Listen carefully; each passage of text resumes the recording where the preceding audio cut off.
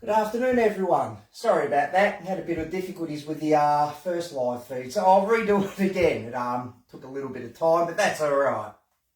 So today I want to go over self-defence law and use of force law, force disparity. That all goes into justifying your self-defence. A lot of times people ask, or say in comment sections and things, is self-defence legal? Or they say, we don't have self-defence laws in Victoria, Australia. We do have self-defence laws. It is legal. So what we'll do is look at that law, look at what makes up that law, and how that all works and how you justify if it's self-defence or not, and if it is self-defence. Now, the reason I am bringing this up is because of them comments. So recently there was a couple of stories about a gentleman in Sydney called Simeon Boykoff, also known as the Aussie Cossack, who was filming at a protest and pushed a gentleman down the stairs. There was another thing with Thomas Sewell from the National Socialist Network, who had physically punched a security officer. So I have posted on Facebook before about these particular incidences. I'm not going to go over them specifically. Instead, I'm going to look at self-defence, use of force and force disparity, in a much broader sense, to give you an idea of how the law works and if what you're doing is self-defence and legally justifiable or not.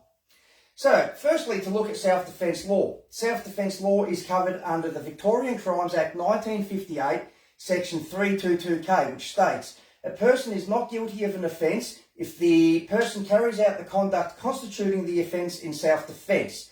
The second part of that states, a person carries out conduct in self-defence if A, the person believes that the conduct is necessary in self-defence, and B, the conduct is a reasonable response in the circumstances as the person perceives them. So to break that down into, out of a legally chunk and jargon into more palatable, normal terms, we'll look at what some of these words mean and what they are. So firstly, conduct. What is conduct? Conduct is the manner in which you behave or how you organise or carry out what you're doing. So in, say, the case of self-defence, it may be if you're striking or palm healing or whatever it is you're doing. The other thing you really need to take into account is necessity. So you've got to start asking questions. Is it a last option? Is it an only option? Is it an option that has to be taken, or are there other options that are more viable where people don't have to where force doesn't have to be used at all, possibly? Obviously, if you don't have to use force, then you shouldn't be using force, but we'll look at that in more depth in a moment. The other thing you have to look at is reasonable and what is reasonable. That's where you take into account force disparity. So you're looking at things like age or differences in age, gender, differences in gender, if there's disabilities, things that can stop you from running, if the person or yourself has extra training or prior training, the environment, is it wet, is it dry, is it day, is it night, what's going on? Is there other people, are you alone, is it a group attack against you or not, are there weapons involved, do you have a weapon of opportunity that you can use to defend yourself as well or not? So these are all things that highly change the situation, which might, and it's sort of things you have to look at to even up that force. So if you're way down here and the other person's way up here, obviously they're going to overpower you. So you need to be able to justify these things or look at these things and ask these things and recognise them. So for instance, if a 12-year-old girl was to push me, now I am a roughly 120 kilos, 6'2", 6'3" odd male with training. So if she was to give me a little push, and I violently shoved her back and threw her into a wall, slammed her up against the wall, it would be considered very unreasonable and unnecessary. And rightly so, when you look at the force disparity. She's 12, I'm 41. She'd weigh, 30 kilos, I'm 120. There's a lot of disparity there. For another example, if someone yells out, something threatening, and you're in broad daylight surrounded by people, you might look and go, okay, and walk away. No worries. However, if you're alone in a car park at night with little to no lighting, you may just choose to run from that situation because it's harder to assess and the risks are higher. Given there's no witnesses, no one to help, you can't, your vision isn't as good. So they're things to take into account, which breaks down parts of the self-defence law to give you a better understanding of that. Next thing I want to look at is the use of force law. So that's the Victorian Crimes Act 1958, section 462A. So that states a person may use such force not disproportionate to the objective as he believes on reasonable grounds to be necessary to prevent the commission, continuation or completion of an indictable offence, or to effect or assist in effecting the lawful arrest of a person committing or suspecting of committing an offence. So to break that down, firstly, let's look at what is an objective. The objective is what you're doing. It's what are you trying to achieve? What are you trying to do? And you need to ask, is it lawful? So for instance, if someone says something disparaging about your mother and boom, you use force and strike them in the jaw, what's your objective? Probably just to quieten them down. Is that lawful? Absolutely not. Whereas if someone went to strike, has made threats, they've closed distance, they wind back, they go to strike you, and you jam their arm, you strike them back and push them away. One could argue that is a very lawful objective.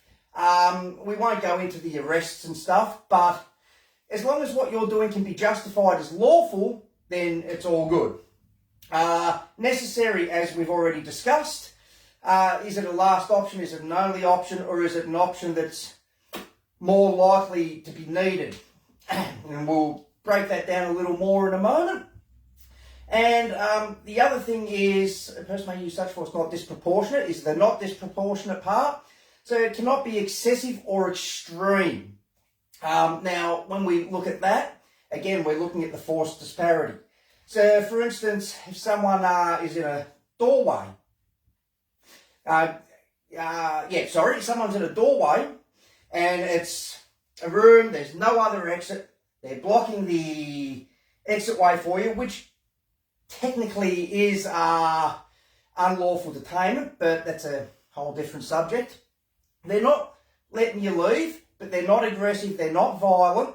As you go to leave, they block your way, you give them a gentle push, and they go back. They don't try to track or follow you and you walk off. Would that be considered reasonable? And necessary? I would argue yes, you've had to push them out the way because they're not moving, but you've not violently shoved them, they're not actively getting aggressive, you've walked away. Now let's say the same situation, but there's a door behind you. And then you push them. Is it necessary? Well, can you leave the door behind you to get away without having to push? Is it reasonable? Well, is it reasonable you can leave out the back door? In which case, that push, although not hard or violent, could be constituted as assault. It wasn't particularly necessary or reasonable because you had another option available to you. The person's not overly aggressive. Now, let's say it's that room, there's no other exit, the person's blocked the doorway and they're highly agitated and aggressive. Okay, their speech rate and volume, they're speaking rapidly, loudly, swearing, yelling, making threats, puff their chest out, head forward, chin out, expansive body language, the open arms, blading off, looking around, sweating, making threats, and you can't get out. Is it reasonable then to say, groin kick the person or palm heel them or strike them a couple of times and leave? One would argue absolutely, because they're not letting you leave. You need to get out of there. It's becoming very imminent that they're showing pre-attack indicators. It's becoming imminent that you're likely to be hurt. So even if you preemptively strike them and took off, you could argue that was necessary and reasonable. Now, looking at that, if you struck them a couple of times, threw them to the ground, mounted them and went hammer fisting into their face and went ground and pound on them and beating into them, then got up, would that be considered necessary and reasonable? Well, not really, because if you've struck them a few times and that's been enough to create a distraction that they're more worried about them being hurt and defending themselves, and you've created distance of being able to safely get away, then there's no need to carry on striking someone. that would be considered unreasonable and not necessary, and that would cross the line from being self-defence into assault because it's no longer necessary or reasonable. So looking at that, I hope that's given you a bit of clarity and understanding in use of force, force disparity, and self-defence law. I really do want to reiterate that self-defence is legal and we do have laws regarding it. Now, I believe the self-defence law in New South Wales is written up very, very, very similar to the one in Victoria. And I think you'll find most all over the Western world, although the laws are written up differently, the same general principles apply. That you've got to prove or articulate or justify that what you're doing is reasonable and necessary. That you don't have other options and that it has to be done, and that what you have done is fair. That because of different things taken into account, it's what you had to do. So just to highlight there, self-defence is not black and white, and there's no clear-cut answers with self-defence or self-defence law, which is what makes it so hard and why people get confused. Self-defence is about 1% black, 1% white, 98% grey. When you start taking into account differences in age, gender, disabilities, locations and everything, no two situations are the same. Therefore, there's no right or wrong answers particularly, and you can't give someone a solid answer. It's something you have to assess at the time based on all of these things, taking all of that into account. So I just want to highlight too, this is not legal advice.